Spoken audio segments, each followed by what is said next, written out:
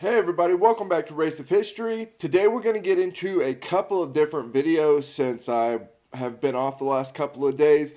I went and visited my parents out in the middle of nowhere. Got to go to this event where my dad played drums. I guess he used to be a drummer in a former life. He doesn't get to play much anymore, but he still loves to play. So I got to go see him play the drums. I got to go out and shoot a little bit, so cool weekend. But I had a couple of days off from the channel, so I'm going to do a couple of videos today. I'm going to start this series by extra history on the 1918 flu pandemic. I had a class a couple of years back. I don't remember exactly how long. Probably 2-3 years ago. That was actually over pandemics throughout history. One of the interesting things about it was most of the pandemics that were devastating mirrored wars. And so it was kind of a class that was half on pandemics and half on general conflict and warfare throughout history, which is really interesting to me. But this is something that I don't know a ton about as far as the backstory of it. So I'm really anxious to get into it and see it. Also, in a little bit, Sabaton's Soldier of Three Armies, I believe, is the song that I have lined up to do today. So that will be out later. But with all that being said, let's get into it. Extra Histories, Part 1, the 1918 flu pandemic. September 1918, Camp Devens, Massachusetts. The man on the autopsy table has turned blue. Dr. William H. Welch nods to proceed. His colleagues reach for the bone saw and begin to open the rib cage. The man's lungs are heavy. Welch and his colleagues lean in as they're opened. The lungs are so full of fluid that it's traveled up the trachea. The man had drowned in his own body, just like the others. Welch needs air. He opens the door and stumbles around men lying on the floor. There are no longer enough beds in the hospital. 6,000 men crammed in a facility meant for 1,200, and they're turning blue.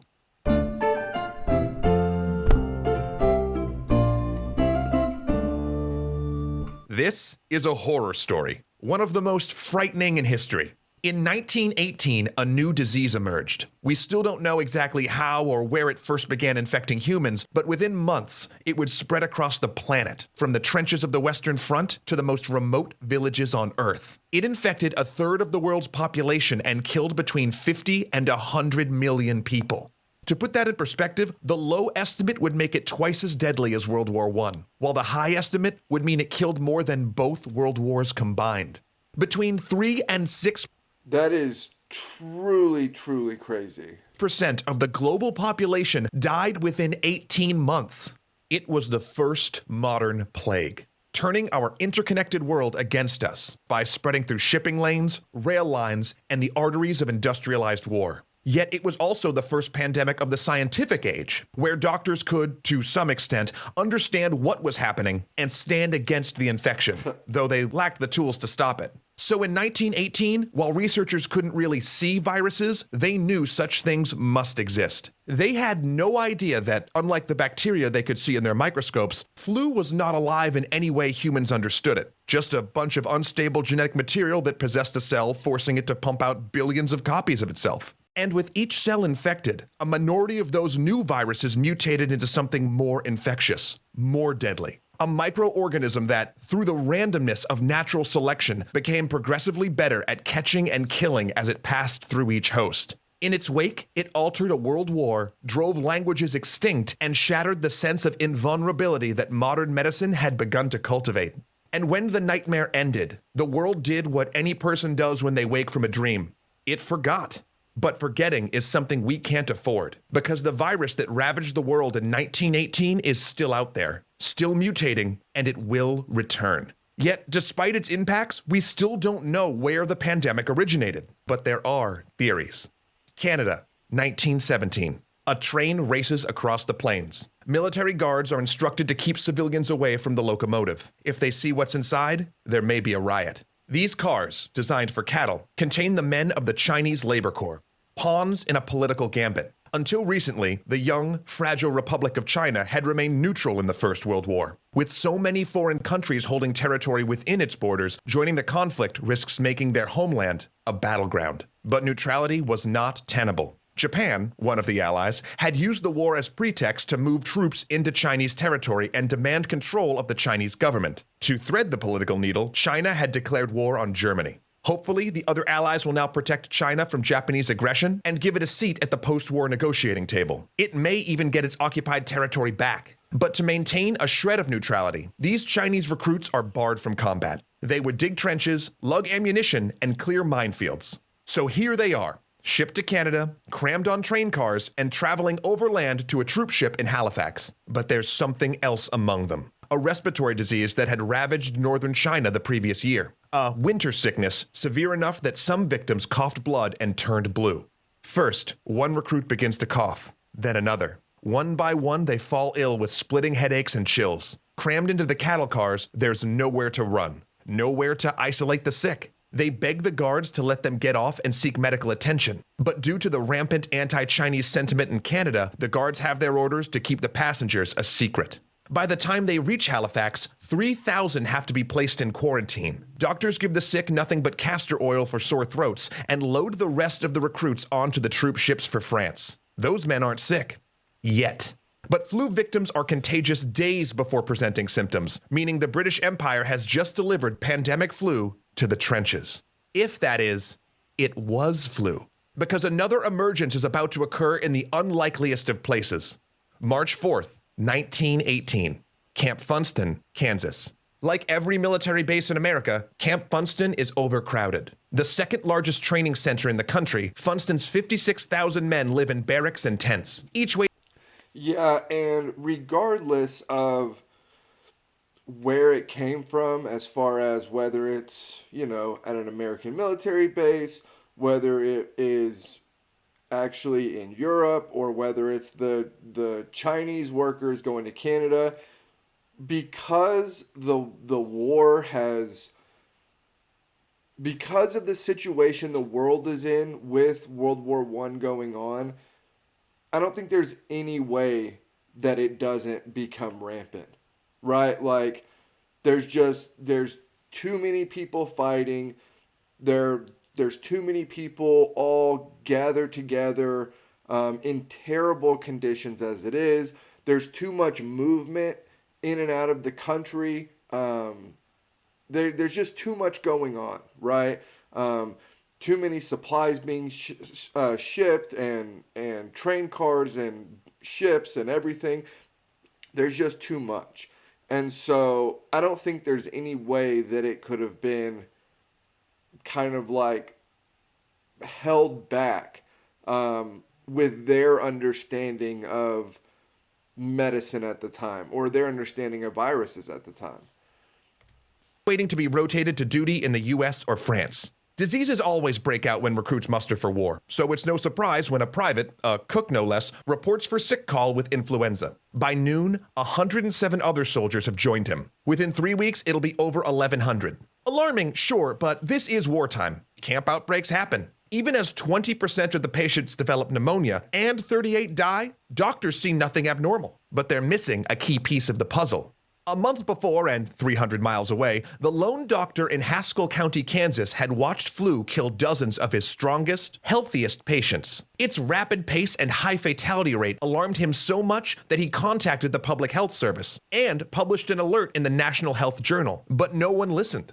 The paper's obituary page was unusually busy that February, but alongside the reports of death and illness were heartwarming articles. Soldiers from Haskell County were departing for boot camp or visiting home one last time before deployment, all headed to Camp Funston, and from there to France.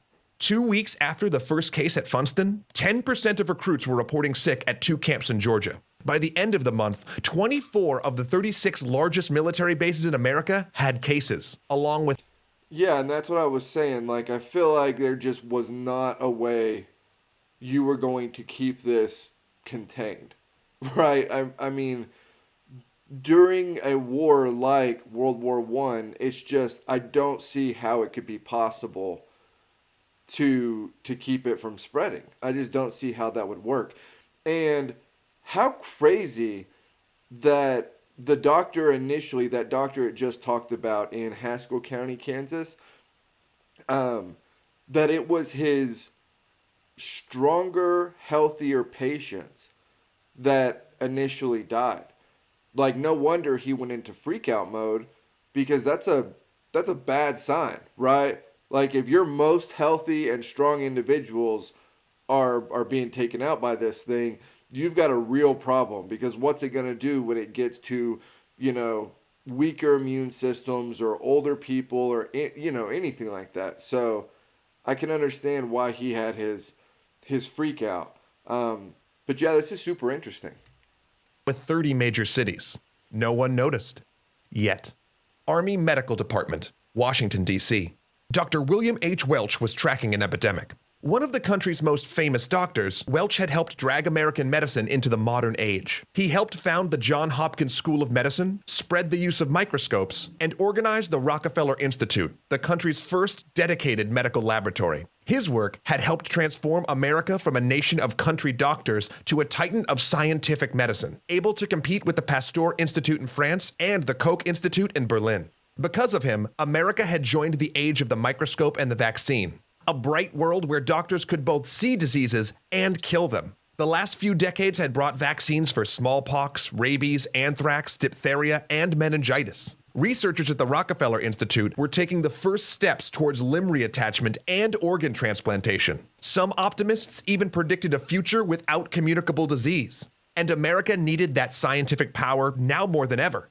Even before the war, Welch delivered a message to the Army Surgeon General. When mobilization happens, you'll have an epidemic. You'll need to recruit the best doctors and microbiologists. You'll need researchers, train cars outfitted as mobile research laboratories, a stockpile of vaccines and antitoxins, anything to be ready. When the war started, the Surgeon General didn't bother recruiting Welch and his researchers. He just enfolded the Rockefeller Institute into the Army. And here it was, the epidemic that Welch had feared. He could see it moving on the map from camp to camp, and it had killed nearly 6,000 already. He'd sent researchers to chart its spread and battle the secondary cases of pneumonia that were the real killer in most epidemics. They'd all warned the Army that this would happen if they overcrowded the camps. But no one listened. Welch had dispatched an experimental vaccine that fought one form of bacterial pneumonia, as well as a serum that cut the death rates by half. Results of the test looked good, if not 100% effective. It was proving a successful response. But there was a problem, because the epidemic that Welch was fighting to contain wasn't flu. It was measles. He'd seen reports of influenza spreading too, but influenza was seasonal, something that was expected and would go away. That is incredibly interesting. So the influenza outbreak is getting more severe. It's a more severe strain of the flu. But measles is the thing that everybody's kind of focused in on and worried about.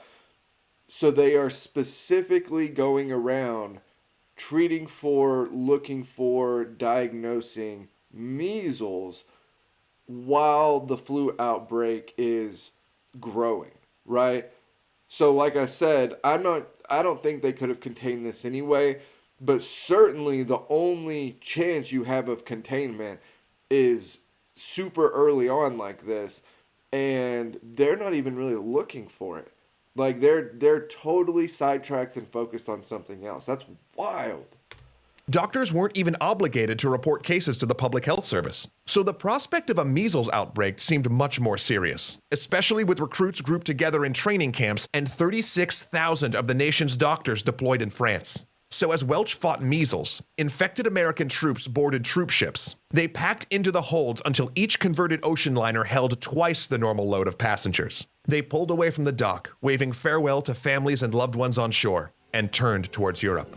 It was in the bloodstream now, not just of the men, but of the world. Okay, so that was part one of the 1918 flu pandemic. Like I said, I don't know a whole lot about this, other than just like very broad, general, mostly in Europe during the war type of information. So this is all relatively new to me. If anybody has anything that they know about this or that they want to add to it, put it down in the comments below. because I'm trying to, learn as much as I can here. But I'll put the link to the Discord in the comments down below. As always, like, comment, subscribe. Help me keep building the channel over here.